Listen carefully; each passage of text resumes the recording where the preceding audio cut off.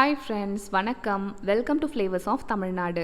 இன்றைக்கி நம்ம ரொம்ப ஈஸியாக பண்ணுற மாதிரி சூப்பரான அவல் லட்டு எப்படி பண்ணுறதுன்னு பார்க்கலாம் வாங்க.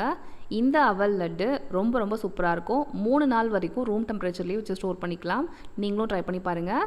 ஃபஸ்ட்டு இந்த அவல் லட்டு பண்ணுறதுக்கு ஒரு வாணலில் 1 ஸ்பூன் அளவுக்கு நெய் சேர்த்துடலாம். அதில் 10 முந்திரி பருப்பை பொடியாக கட் பண்ணி வச்சுருக்கேன். அதை சேர்த்து நல்லா பொன்னிறமாக வறுபடுற அளவுக்கு வறுத்து எடுத்துக்கலாம். இவ்வளோ முந்திரி பருப்பு வேண்டான்னு நீங்கள் அளவை குறைச்சி கூட ஆட் பண்ணிக்கோங்க. முந்திரி பருப்புக்கு பதிலாக பாதாம் பிஸ்தா கூட நீங்கள் பொடிச்சு சேர்த்துக்கலாம். ரொம்பவே நல்லாயிருக்கும். இப்போ பருப்பு வறுபட்டாச்சு. இதை தனியாக வேறு ஒரு பாத்திரத்தில் மாற்றி வச்சிடலாம். நெய்யை வாணல்லே நிறுத்திக்கிட்டு பருப்பு மட்டும் தனியாக எடுத்துக்கோங்க. இப்போ இந்த நெய் கூடவே 2 டீஸ்பூன் அளவுக்கு எக்ஸ்ட்ரா நெய் சேர்த்துடலாம். இந்த நெய்யில் நம்ம அவலை வறுத்து எடுத்துக்க போகிறோம். நான் இன்றைக்கி இந்த கப்பால் எல்லா மெஷர்மெண்ட்டும் எடுத்துக்கிறேன். 2 கப் அவலை இந்த நெய் கூட சேர்த்துட்டு நல்லா லோ ஃப்ளேமில் வச்சு வறுத்தெடுக்க போகிறோம். இந்த அவல் நல்லா நெய்யை அப்சர்வ் பண்ணிக்கும். உங்களுக்கு நெய் இன்னும் வேணும்னா சேர்த்துக்கோங்க. நான் இன்றைக்கி இந்த 3 ஸ்பூன் நெய்யில் தான் இந்த அவலை வறுக்கிறேன். நெய் இன்னுமே சேர்த்தா லட்டுக்கு நல்லா டேஸ்ட் கிடைக்கும். நான் நெய் கம்மியாக தான் ஆட் பண்ணியிருக்கேன்.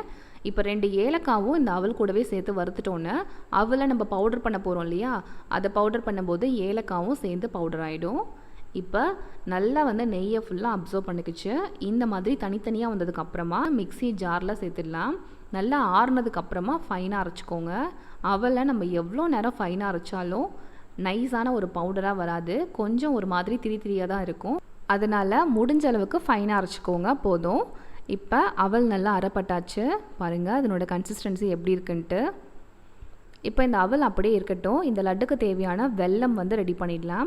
1 கப் அளவுக்கு வெல்லத்துக்கு நான் 1/2 கப் அளவுக்கு தண்ணி ஆட் பண்ணியிருக்கேன். 2 கப் அளவு அவலுக்கு 1 கப் அளவு வெல்லமும் 1/2 கப் அளவு தண்ணியும் கரெக்டாக இருக்கும். இப்போ இந்த வெல்லம் பாகுபதம் வர தேவையில்ல, ஜஸ்ட் அந்த தண்ணியில் கரைஞ்சால் போதும். இதில் அழுக்கெல்லாம் இருக்கும் இல்லையா, அதை வடிச்சிடலாம். இப்போ வெல்லம் கரைஞ்சதுக்கப்புறமா அவல் வறுத்த வாணல்லையே அதை ஃபில்டர் பண்ணிடலாம். வடிகட்டிட்டு இந்த வெல்லம் தண்ணி கொதிக்க ஆரம்பிக்கும் இல்லையா, அந்த ஸ்டேஜில் துருவின ஃப்ரெஷ்ஷான தேங்காய் துருவல் ஆட் பண்ணிக்கலாம். இது 3/4 கப் அளவுக்கு இருக்குது. சேர்த்துட்டு ஒரு முறை கலந்து விட்டுருங்க. கலந்து விட்டுட்டு அரைச்சி வச்சுருக்கோம் இல்லையா, அந்த அவல் பொடியையும் சேர்த்துருங்க. வெல்லம் பாகு வர்றதுக்கு முன்னாடியே இதை சேர்த்துடணும். அப்போ தான் வெல்லத்தில் இருக்கிற தண்ணியை அவல் நல்லா அப்சர்வ் பண்ணிவிட்டு சாஃப்டாக வெந்து வரும். வெல்லம் பாகுபதம் வந்ததுக்கப்புறமா அவல் சேர்த்துட்டோன்னே அது ஒழுங்காக சாஃப்டாக வெந்து வராது. ஒரு மாதிரி நரன்னு இருக்கும். லட்டு பிடிக்க வரும், ஆனால் சாப்பிட நல்லா இருக்காது, சாஃப்டாக இருக்காது. இப்போ வறுத்து வச்ச முந்திரி பருப்பையும் சேர்த்துடலாம். ஃப்ளேமாக நல்லா சிம்மில் வச்சுக்கோங்க. நல்லா கைவிடாமல் கிளறி விடுங்க. அந்த தண்ணி எல்லாத்தையும் நல்லா அப்சர்வ் பண்ணிவிட்டு வெந்து வரணும். தண்ணி எல்லாம் ஃபுல்லாக அப்சர்வ் ஆனதுக்கப்புறமா ஃப்ளேமை ஆஃப் பண்ணிவிடுங்க. ஆஃப் பண்ணிவிட்டு நல்லா கலந்து விட்டுட்டு ஒரு மூடி போட்டு மூடிட்டு ஒரு 15 நிமிஷம் போல் அப்படியே விட்டுருங்க. இப்படி மூடி வைக்கும்போது அந்த ஹீட்லேயே அவல் இன்னும் கொஞ்சம் நல்லா வெந்து வந்துடும். ஃப்ளேம் ஆஃபில் தான் இருக்குது. 15 நிமிஷம் ஆகட்டும். இப்போது 15 நிமிஷம் ஆயிடுச்சு. நம்மளோட அவல் பாருங்கள் நல்லா இன்னும் கொஞ்சம் நல்லா வெந்து வந்துருச்சு. உதிரியாக நல்லா புட்டு மாவு பதத்துக்கு இருக்குது. நீங்கள் இப்படியே செஞ்சு அவல் புட்டு மாதிரியும் சர்வ் பண்ணலாம். ரொம்பவே நல்லாயிருக்கும்.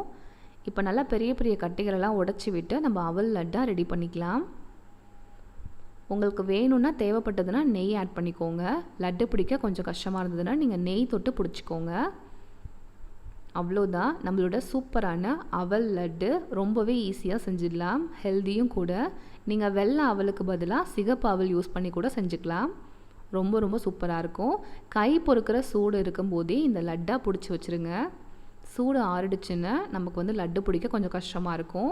ஒருவேளை சூடு ஆறிடுச்சு அப்படின்னா நீங்கள் நெய்யோ இல்லை சூடாக காய்ச்சினா பால் கொஞ்சம் ஆட் பண்ணியும் நீங்கள் லட்டாக பிடிச்சி எடுத்துக்கலாம். இந்த லட்டில் நம்ம ஃப்ரெஷ்ஷான தேங்காய் ஆட் பண்ணியிருக்கோம் இல்லையா, அதனால 3 நாள் வரைக்கும் தான் இது மேக்ஸிமம் நல்லாயிருக்கும். வேணும்னா 1 வீக் வரைக்கும் வச்சு ஃப்ரிட்ஜில் ஸ்டோர் பண்ணிக்கோங்க. இதே மாதிரி அளவுகளோடு நீங்களும் ட்ரை பண்ணி பாருங்கள். ட்ரை பண்ணி பார்த்தீங்க அப்படின்னா எப்படி வந்ததுன்னு சொல்லிட்டு எனக்கு மறக்காமல் கமெண்ட் பண்ணுங்கள். தேங்க்யூ ஃபார் வாட்சிங். மீண்டும் அடுத்த வீடியோவில் பார்க்கலாம். பாய், டேக் கேர்.